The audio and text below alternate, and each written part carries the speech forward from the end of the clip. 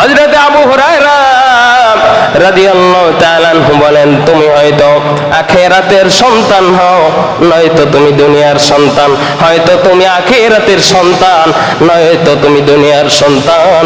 অর্থাৎ তুমি যদি আখিরাতের সন্তান হও, তোমাকে আখিরাতের মতো করে তোমার জীবনটাকে সাজাতে হবে। অর্থাৎ তোমার মাথার তালু থেকে পায়ের টাকনো গিরা পর্যন্ত, পায়ের পাতা পর্যন্ত তোমার জীবনটাকে এমন ভাবে সাজাতে হবে যাতে কোনো ব্যক্তি দেখলেই বুঝতে পারে এই ব্যক্তি আখিরাতের সন্তান। দেখলেই যেন বুঝতে পারে যে এই ব্যক্তি আখিরাতমুখী, অর্থাৎ এই ব্যক্তি কি আখিরাতের সন্তান। অর্থাৎ এই ব্যক্তি দুনিয়ায় চলে ঠিক আছে, কিন্তু লেবাস, পোশাক, চাল, চরিত্র সব তার হবে কি মুখী? আখিরাতমুখী।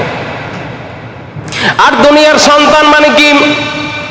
তুমি এমন ভাবে চলো তোমার ভিতর মৃত্যুর কোনো নমুনা নাই, তোমার ভিতর আখিরাতে যে যেতে হবে এর কোনো চিহ্ন নাই, তোমার চেহারার ভিতর এই চিহ্ন নাই, তোমার লেবাসের ভিতর এই চিহ্ন নাই, তোমার চিহ্ন পোশপাশ ভালো দামি শার্ট, দামি প্যান্ট শার্ট, তোমার ভিতর নামাজ নাই, তোমার ভিতর রোজা নাই, তোমার ভিতর হজ নাই, তোমার ভিতর হালাল নাই, তোমার ভিতর উত্তম চরিত্র নাই, তোমার ভিতর সৎ চরিত্র নাই, তোমার ভিতর দ্বীন ইসলামের পথে চলার কোনো নমুনা নাই।